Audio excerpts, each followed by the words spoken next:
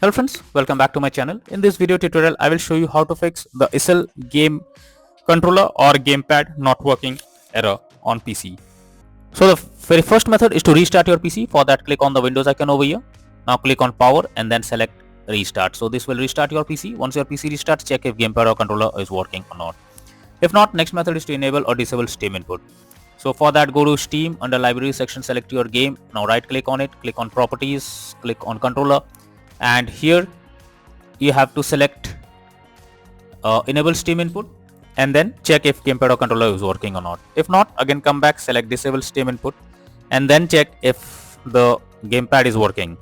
If this also doesn't resolve the issue, move to the next method. The next method is to update controller drivers. So for that, go to the Windows search. Now search for device manager. Now here you have to expand human interface devices. Select your controller, right click on it, click on update driver and then click on search automatically for drivers.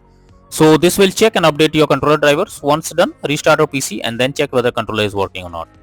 If not, next method is to verify integrity of game files. For that, go to Steam, under library section, select your game, right click on it, click on properties. Now click on install files and then click on verify integrity of game files. So this will verify the game files. It may take some time. Now after that, check if gamepad or controller is working. If not, next method is to update Windows. So for that, go to the Windows search. Now search for check for updates. This will take you to the Windows update page. Here you have to click on check for updates and this will check if there is any update available. If yes, update your Windows to the latest version and then check whether gamepad is working or not. If not, next is to remove controller and add it again. So for that, you have to go to the Windows search. Now search for settings. After that, click on Bluetooth and devices and your controller will be added over here. You have to remove it. For that, click on the three dot icon and then click on remove device. After that, restart your PC once. Once your PC restarts, again go to settings, click on Bluetooth and devices, click on add a device and then click on everything else and add your gamepad, and after that check whether gamepad or controller is working or not. If not, next method is to check for game updates. So you must check if there is any update available for the game.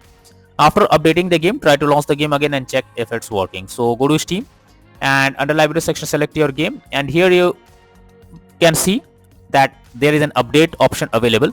So in your game, you will also be able to see an update option if it is available. Simply click on update option and wait for some time.